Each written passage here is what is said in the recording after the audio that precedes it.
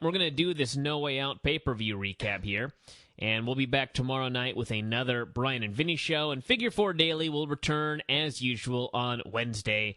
And we'll see if we can get some sort of wacky special guest for sometime later on this week. So anyway, let's get into this pay-per-view, which I can barely see my notes from here. So we're going to do our best. Which is funny because it's not like it's a small new monitor.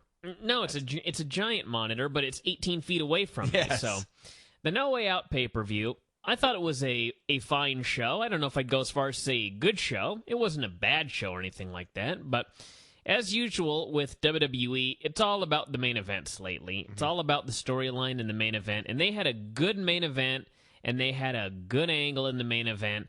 And I cannot give this a thumbs down for all of that.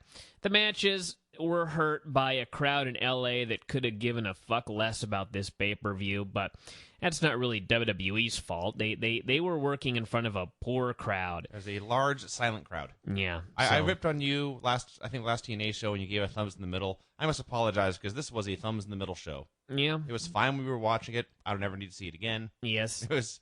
If you're a big WWE fan, if you're thinking about buying the replay, I guess you can go ahead.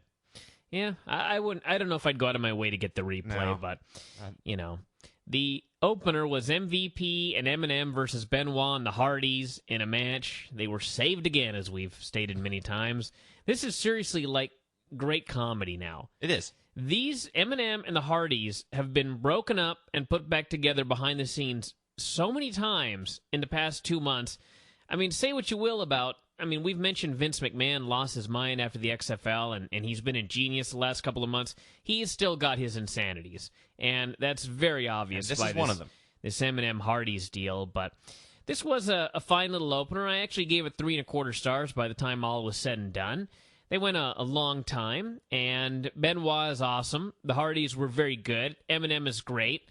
MVP is MVP. He didn't ruin anything. I figured he would be the sore thumb sticking out in this match, and that's exactly what he was. But like Vince said, he didn't ruin anything, so I didn't have much of a problem with it. You get to see Benoit chop the hell out of him. Oh, yeah. Benoit was great. And there was actually a great moment early on where Benoit was running wild and beating the hell out of MVP. He was chopping him, kicking him, and slapping him very hard.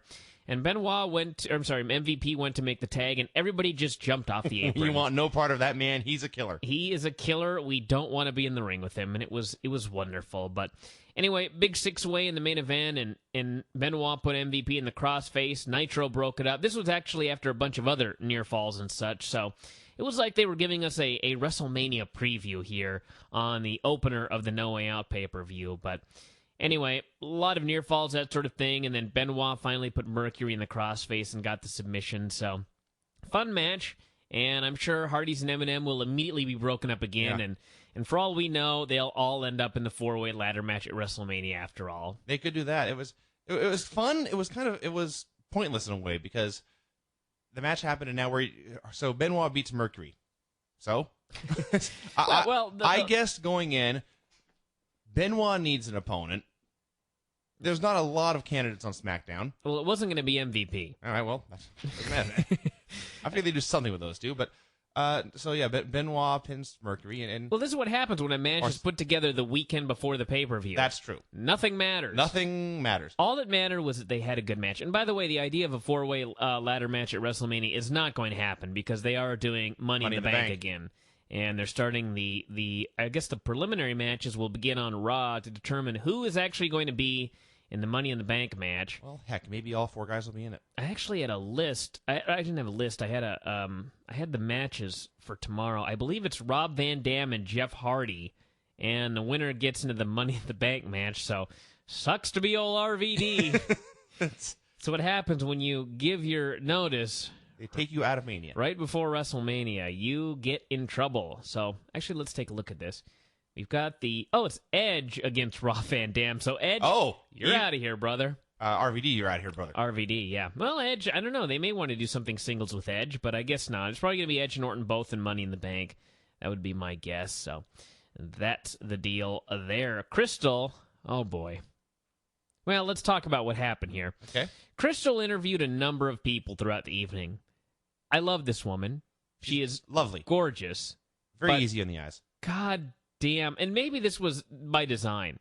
But her interviews always, I mean, you guys are a couple. You guys are a match made in heaven. She will introduce the person to just saying... That's the nicest thing anyone's ever said to me, by the way. I know. We're here with Vicky Guerrero, and then she'll just stop. Yeah. For about that long, and then she'll ask her first question, and she does it every time. And I don't know if she's waiting for a reaction from the crowd, or if this is done by design to make us hate this woman, but it's so bad. It was very awful. My theory is that they do this on SmackDown every week, and then they edit in crowd noise. Perhaps she was not aware that this is a live pay-per-view. She has to be aware because she's not stupid. I don't know what the deal is, but all I know is the first person she interviewed was Vicky Guerrero. And Vicky said the big opportunity she had spoken of was very close to coming to fruition.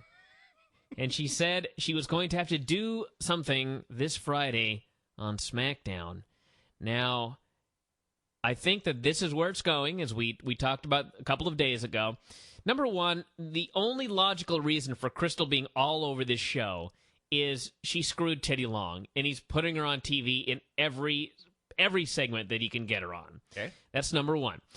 Number two, Vicky Guerrero thanked Crystal repeatedly for all she had done. And they hugged.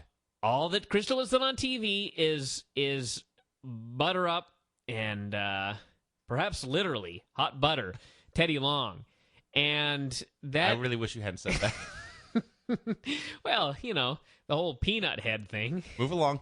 Anyway, so it only makes sense that this coming Friday on SmackDown, Vicky Guerrero is going to sue Teddy Long for sexual harassment, and he will leave. She will become the new GM. I can only imagine the unintentional comedy that will involve. Perhaps her and Crystal as co-GMs. Sure, why not? Oh God, it's got to be something. They must hate like us. No, like Hillary Clinton. I'm sure they do. The election's coming up, and they've got to have a bitchy female GM, a woman figurehead. Yes, for everyone to bitch about. Yep, that's got to be the whole thing here. Because otherwise, why Vicky Guerrero as GM of SmackDown? Why Crystal involved? Why? It makes no sense except for some sort of wacky political thing with an election coming up. I always think of these things with WWE. That election is like 18 months away. For those of you that, Teddy Long's been GM for like 6 years, or probably 2 years, but for those of you that are new to wrestling and that sort of thing, you'll never read this really anywhere except maybe 2 wrestling newsletters, myself and Dave's probably, and maybe here and there on the internet, but there is a very, very good possibility that George Bush won the election in the year 2000 because of Vince McMahon. Yes. That election was so unbelievably close. And the night before the election, WWE went out of their way to let everybody know that George Bush was the man to vote for. Pretty much, I think Jerry Lawler outright said it. I believe he did. He cut a promo. In fact, I remember his exact words were, I know who I don't want. I don't want... Al Gore? It was the vice president candidate. Oh, Cheney? No. Cheney's the current vice president. Oh, Al Gore's vice presidential running mate. Oh, God, what the hell? Who cared? Doesn't even matter. Not Brent Bozell. It was not L. Brent Bozell. Anyway, the point was, with 5 million viewers, if they skewed a small number of those people, that could have swung the election. Well, particularly with how close Florida was, and obviously a lot of people there, and a lot of people there were watching Raw. Anyway, the point was, there is a method to the madness in WWE sometimes. So that's the only thing I can figure out by this insanity. That's one more thing to blame Vince for, by the way. Sure, yeah. So Finlay and the Midget were having a chat. The Midget was afraid of the Boogeyman, actually mini Boogeyman. Little people are scary, he announced. That's her exact words. Which somebody on the board is going to really get a kick out of, since they're terrified of the midget in Twin Peaks or whatever the deal was. So Finlay gave him a hug, but then threw him into a dumpster, and then immediately the lights went out and red smoke rose, and out jumped Little Boogeyman. Yes, Little Boogeyman was in the dumpster. He jiggled, and his gut is enormous. he jiggled, and he stopped, but he also kept jiggling. He's got such a fat belly. I just like that Finlay nonchalantly dumped his sidekick, and he clearly read glass only. Yes. Cruiserweight Gauntlet for the title. Basic gauntlet match. Whoever got a pin or submission got to face the next entrant, and the winner ended up the champion. Scotty 2 Hotty faced Daivari, and this is kind of one of those matches where they tell you where everybody is on the pecking order. Scotty 2 Hotty beat Daivari with the worm. Indeed, the worm. Even JBL was astounded. Scotty 2 Hotty then faced Gregory Helms. Gregory Helms, of course, a Cruiserweight champion. He won. We had Helms versus Funaki, a match that went 10 seconds, which Helms won, holding the tights. Helms faced Shannon Moore, pinned him in about a minute with a knee to the face. No heat for any of this, by the way. Well, then, no heat for the whole show. Well, Jimmy Wang Yang came in and people cared. That's true. Momentarily. And then they stopped caring. And after over a year straight of being the Cruiserweight champion, Gregory Helms lost to Jimmy Wang Yang in the middle of a pointless Cruiserweight gauntlet on No Way Out. This fucking annoyed me. It was dumb. Really? This is what I sat... Well, let me finish this, and I'll explain the stupidity of this. Jimmy Wang Yang then faced Jamie Noble and beat him, and afterwards they were announcing Jimmy Wang as the champion when suddenly out came Chavo Guerrero. A surprise entrant. Yep. They had a match, Chavo won, and then it was over. That was some good timing right there. So then it was over, and, you know, there's a lot of talk of Mystico debuting in WWE. My only thought is that, well, maybe they think they're going to get him, and Chavo Guerrero's the best guy for him to wrestle in his first few matches, being a fellow Hispanic, a luchador, somebody who speaks Spanish. But then my thought was, why not hold this off? And or if you, I thought they'd sign him actually when this match, when I was in the middle of watching this match, because I thought this would be perfect if Gregory Helms went to the very end, beat everybody, and then out came Mystico and beat him for the title. Mm-hmm. As soon as Gregory Helms was pinned, I thought, well, that ain't happening.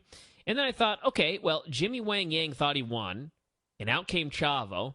Chavo beat him. Do the same deal. Chavo thinks he's won. You announce him as a champion, and fucking out comes Mystico. Beats Chavo for the title. Everybody's happy. Didn't do it. No. Now I've got no idea. Instead, you've got Gregory Helms that they've been pushing forever as the longest reigning champion on SmackDown. Just lost it to Jimmy Wang Yang for no good reason.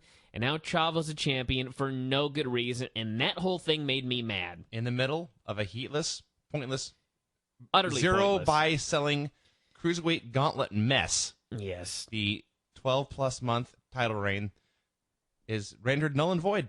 Ultimately, it doesn't matter, but there was almost a deal where he'd been champion for so long that it's almost like it was starting to mean something. Yeah. And now Think it about means nothing. The Cruiserweight title seemed kind of important. Yep. JBL was pimping him every week. He'd come out with the belt. He'd beat everybody. Lance Storm put him over.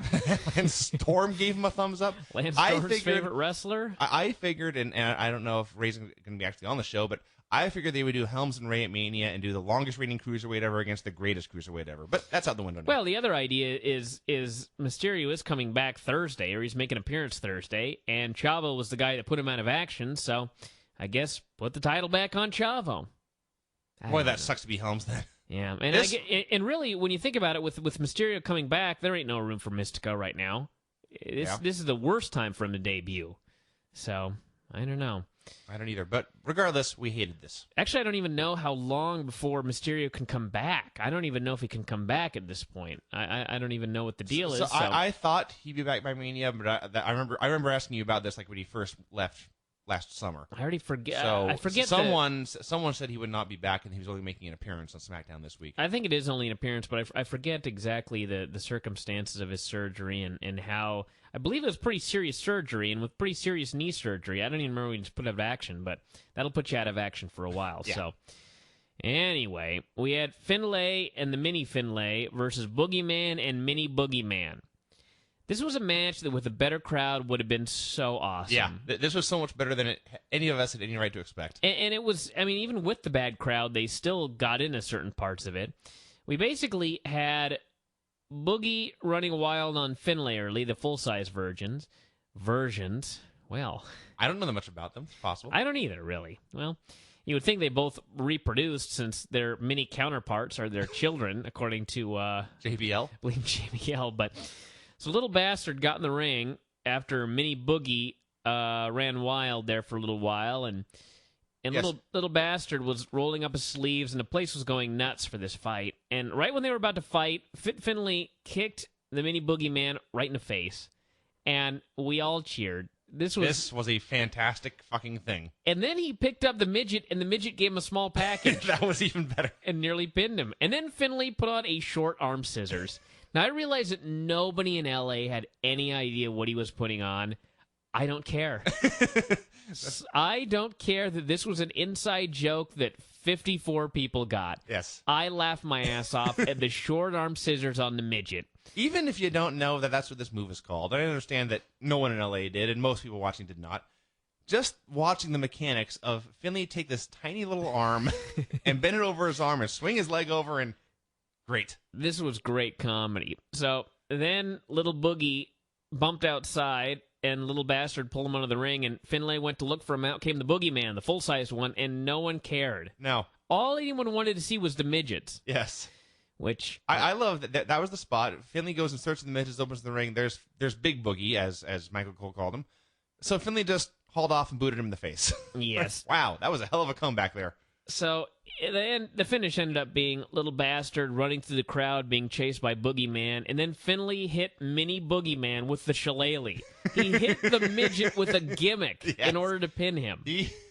And I don't say this as a complaint, but he could not beat the midget clean. No, I'm fine with that. In this match, he should have used the shillelagh. The fact that he hit a midget with a foreign object to get the pin fit Finlay. Yes. I gave this a star and 3/4 just because wrestling-wise, that's what it was. But this was 5-star entertainment. Yeah. I loved this whole debauch. And Craig was like, this is going to be horrible. And I said, this will be great. I was right. You were definitely right. As a circus act, it was thumbs up. It was thumbs up. Finlay can just make anything great. He can. Anything. That has been proven now. Yes, this is why he's great. Crystal was back, and she interviewed Sean, and he did this interview like he knew a broom was interviewing him. He had that look on his face like, what am I doing here with this woman asking me these questions with these pauses? Oh, yeah. Said he would do, make sure nothing happened to Cena between now and WrestleMania. Kane and Booker. You guys actually, everyone in the room with me was very down on this match, and I will admit that the first half of it blew. Mostly when Booker was, when Kane was running wild on Booker early. This sucked. And then Booker took over, and it seemed like there was a point where he decided, I'm going to have a good match with this fucking guy. And they had a pretty damn good match. And Kane made a big comeback and hit the diving clothesline, and Charmel jumped up on the apron. Booker hit a wheel kick, but then as he went for the axe kick, Kane chokeslammed him for the pin. I gave it 2 3/4 in the end. It was fine. Not a great match or anything like that, but Booker had his working shoes on for the second half, and Kane looked fine, so I had no problem with this one. I actually mostly agree with you. Everyone else was talking about it and like you say, it was boring at the beginning. The key to me was when Booker at one point applied a top wrist lock, and Craig immediately hit the fast forward button, and you yelled at him. This annoyed me. Well, I might have yelled at him too, but then I noticed in fast forward he was still in that damn wrist lock for a long fucking time. Well, yeah, but I listen. I'm fine with fast forwarding through entrances and crap like that, but I have to watch the matches, even if it's bad shit.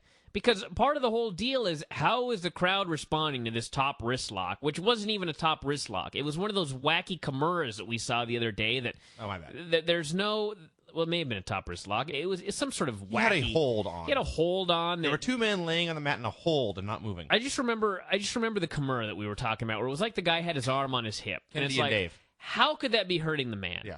Is it that hard to just do a 1-hour seminar on MMA for all these fucking wrestlers to show them, if you're going to put someone in a hold, you should try to, make it look like you're cranking on the arm. Yes. There's more to a hold than just figure fouring a man's arm. You have to have some sort of illusion of some sort of... You want it to appear that the individual in the hold is in fact in pain. Yeah, like if you moved your hands, he wouldn't just keep his arm there. Right. That's... I don't know. So, anyway... Crystal interviewed Dave. It was now seriously bad. Her and Dave together.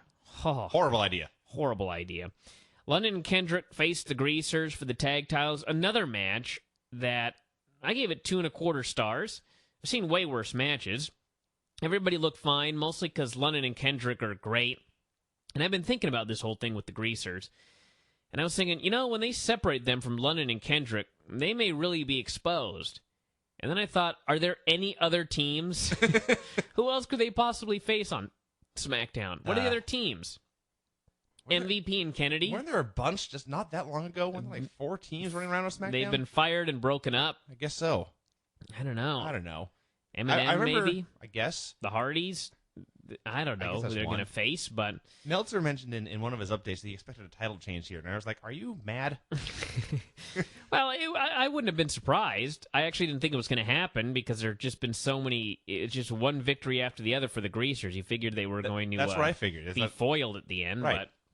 But... it's when you're trying to get a team over, that's one way to do it. They just beat everybody. Well, they beat 2 jobbers and then beat the champs about 8 times. But they did beat everybody. But the London Kendrick did win. It was a bad guys went for the Doomsday device, which... And never has the term Doomsday been more appropriate. Kendrick did a victory roll for the pin. Fine, all things considered. As far as Deuce and Domino go, as bad as Deuce is, Domino's on another level. He really is. I mean, Deuce is such that if he hits you hard enough, and if you take good enough bumps, things are okay.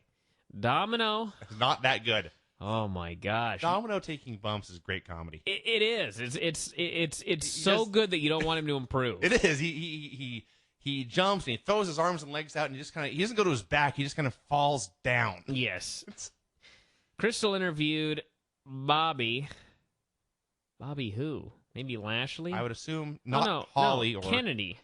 You wrote Bobby? I wrote Bobby. Well, there was Bobby Kennedy. If Crystal interviewed Bobby Kennedy, that'd be newsworthy. That would be, but she didn't.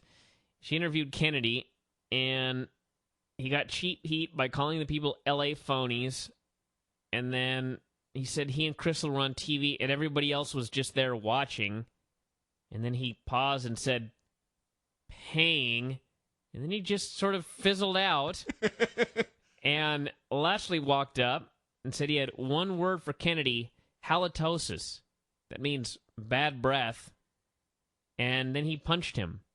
This was bad. And then? This was real bad. Kennedy lay on the ground holding his mouth for about 20 seconds. This was a negative star segment. Kennedy's... Oh, God. Watching Kennedy here made me realize how good the rest of his promos have been. I'm still trying to figure out where all these good promos are. Well, this was the worst one. Every promo he's ever cut was way better than this. So, Crystal sucked. Kennedy sucked bad. Lashley came up and delivered a very sucky line, and then he punched him. Oh, my God. And then they had a match. And it was all downhill from there. I gave it a 1.25 stars because I was just feeling generous. I was like, they went a long time. They told a story. Other than that, utterly useless. So, in going a long time, you get a bonus for that. Well, I thought this should have been about 8 minutes shorter. It should have. That's why it only got a 1.25 stars. All right. I figured for as long as they went and the fact that they did a story, it deserves at least a 1.25 stars. Really, this was a -5-star match. This was very bad. It was so boring. This is one of the few matches in the show that actually had heat, but the heat consisted of one guy, and he was cheering for Kennedy. Yes. This actually got a reaction, and it was a reaction of anger. You could hear people getting restless. You could hear them getting angry. Mm-hmm. You could hear boring chants. You could hear people screaming, and this was just not good. And through it all, there's one guy, Lashley sucks. Kennedy. And they do the punches, and you go, boo, yay, but he was booing Lashley. Kennedy was so utterly horrible and boring in this match. He worked over the leg for a long time. He did a wacky reverse figure 4. He did some other crazy stuff, and no one cared about any of it. Nobody gave a rat's ass. And the two things here were, first off, Cole was losing his voice all throughout the show. They should have just replaced him. It was getting absurd. And JBL, during this match in particular, had to call pretty much the whole match. Mm-hmm. And he decided to try and convince everybody that we were watching something great. Yes. He even threw out the line that all aspiring wrestlers should watch this match and learn. All of you aspiring wrestlers out there, don't watch this match unless you want to have a very short career or a very boring career. This was horrid. Well, I've heard Cornette say that you should watch bad wrestling and learn what not to do. You should. This would be a fine example of that. Well, if you're going to tell the children to watch a match on this show, tell them to watch the fucking main event. Yeah. That was a great match. This was horrible. So, after going seemingly 6 hours of bullshit, chair shot DQ finish. Boo. And when Lashley tried to throw the chair shot the first time, Kennedy ran away. And he was halfway out the ropes when Lashley actually hit him for the DQ. I didn't even realize that because I knew the DQ was coming. I was already rolling my eyes. Yeah, and then we sat through all this just to watch him hit him with a chair. Lashley laid him out with 8,000 different wacky chair shots, and we've now got the usual ECW formula. You put a match on pay-per-view, you don't have a clean finish, you give it away for free on Tuesday, and nobody watches. Yay. Fuck this brand. Indeed. ECW sucks. I also noticed that this made me so mad. I'm reconsidering this. You're going to go back and revise your rating? This may be a negative 1-star match, I'm starting to think. There was very little to like about it. Very little to recommend. Very, very little to enjoy. I did notice people were leaving during Lashley's comeback. That's usually a bad sign. Yeah, hell of a heel when the babyface makes a comeback and people leave. I also love that one of Lashley's big spots is he hoists the guy up for the big suplex. And if he's really feeling it, he'll hold out one arm, he'll hold him up with one arm. Kennedy decided to fight this suplex like it was a real hold. He's up there kicking his legs back and forth, throwing everything off balance so Bobby can't make it look cool. Yes. Kennedy, 2 thumbs down on this show here. And boy, another guy that I was snowed by watching him have matches with good guys and deciding he'd improved. And then you see him on his own trying to carry a match, and you're like, holy shit. This guy sucks. The more I see of Kennedy, the more that match with Batista at the last pay-per-view was seriously 5 stars. I mean, that was a miracle. It was the best they could do. That was a miracle of miracles, that match right there. They have both looked wretched since then. Kennedy. Oh, my God. Anyway, the other great line was JBL trying to explain that the reason the fans were booing was because he was getting the heat on Lashley. Lashley was losing. They didn't want to see Kennedy win. Yeah. No.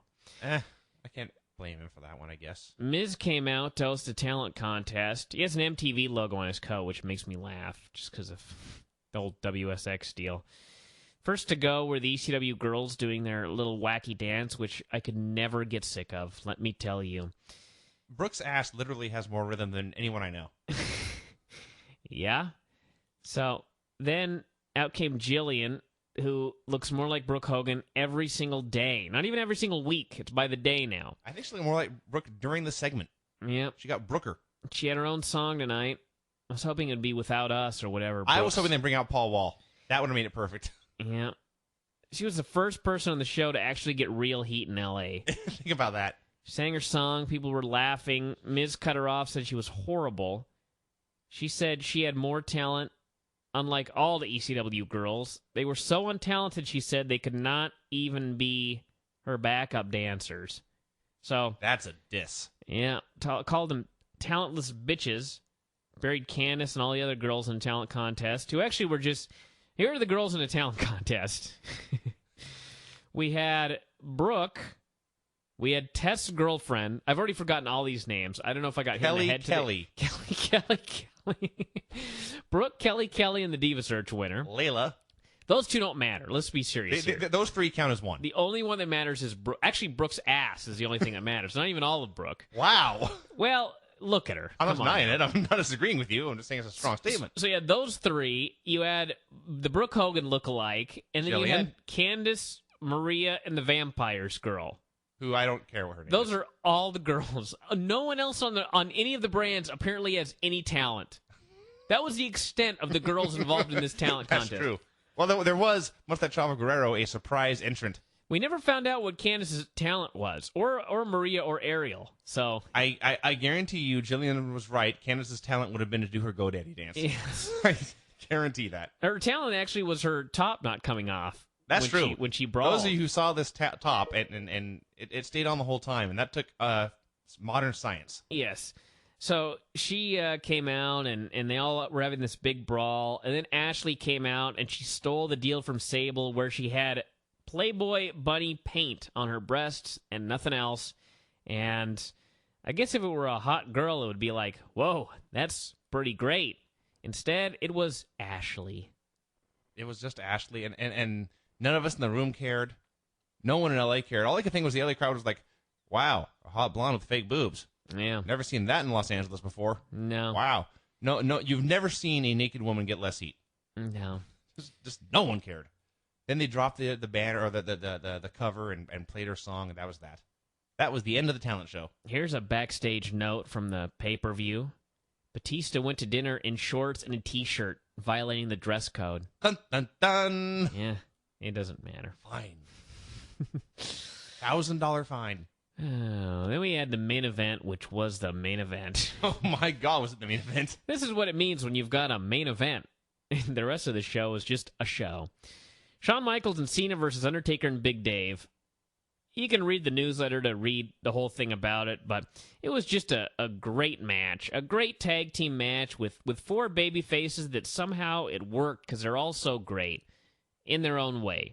Okay. Big Dave is a worker, hideous. Yes. John Cena, pretty bad, but not hideous. It was just very telling because you had these four guys in there, and you'd have Shawn working with Dave, and you're like, God, Dave looks good. And then Cena would tag in, and they just botch like 3 spots Yes. in a row. And you'd be like, well, snowed again. The most night and day moment for me was Taker was making a comeback, and he'd hit Shawn, and Shawn would take a bump, then he'd hit Cena, and Cena would take a bump. And these two bumps would not look the same. No. There'd be a difference in quality. There'd be a major difference in quality. But, I mean, it didn't matter in this match. These guys were just all over. And Cena had his big mixed reaction, the biggest one in a long, long time. I thought Cena was... hated this man. Yeah, but I thought Cena was far and away the biggest star to this crowd. I don't know. Undertaker was Taker was pretty goddamn big. Regardless, he was definitely in this match, whoever he was. A decision was made prior to this match, I believe, because the finish, it was one of those great finishes where all sorts of things were happening, but they got heat on Shawn for a while, and then he made a tag, and then they got heat on Big Dave for a while, and finally we had Undertaker getting the hot tag, and he had the biggest pop of the night when he got the hot tag at the end. I will say that without question. Okay. Big comeback, hit Cena with the clothesline, and the choke slam, and Dave laid out Shawn with the spine buster, and so you had both SmackDown stars standing there triumphant, and then all of a sudden, Big Dave gave Taker the sidewalk slam, and the fucking place went nuts. They turned on him immediately. No, I cannot say immediately. At first, when he hit Undertaker, there was a gigantic pop, and everyone screamed and cheered, and then they were like, boo! What are you doing, you fucker?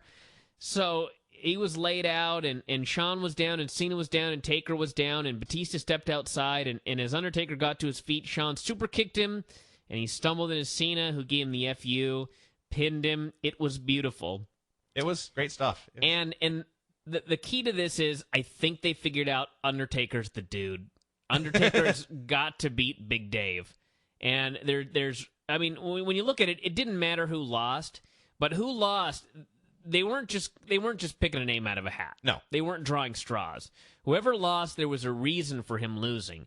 And Dave turning on Undertaker, that means something. Undertaker's beaten Dave, and I'm happy about that. Streak don't need to end, and Big Dave does not need to be the champion right now. He does not need to be the guy who beats Undertaker's streak. No. I mean, that streak, I knew it was over, but we went to the SmackDown tapings, and I saw all these signs that said, some said 15-0, and some said 14-1, and I thought, my God, Taker's Undertaker streak is a big star. It is a major deal. WrestleMania streak. Yeah, and I think the thing, Undertaker's been working so hard, and I'm not saying that he wouldn't work as hard if he wasn't winning, but I think he's working pretty damn hard. I think he knows this is his last great run and his last big shot at the title, and he is performing. Well, I think he's the man. Him and Shawn Michaels both. These guys, the old dogs are leading the way still. And I think Shawn's actually going to put Cena over. I do too. If I were booking the show, Cena would beat Shawn clean, and Undertaker would beat Dave. That's it. That's the way it'll go. And I think that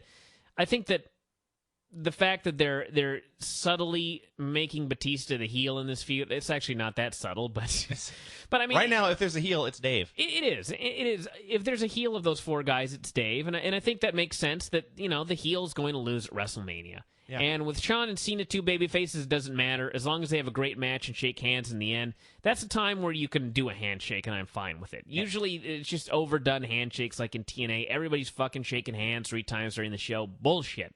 Have Shawn and Cena hate each other, have them fight, have them do the match, have them shake hands. You're both baby faces and move on with life. I think a big part of it, too, is this occurred to me during Shawn's promo when he was running down his Mania main events. And I thought about these 4 guys, and this is Shawn's 5th, I think. It'll be Cena's 3rd Mania main event. It'll be Big Dave's 2nd, and I think it's actually only going to be Undertaker's 2nd. I could be wrong, but I think his only other one was against Sid.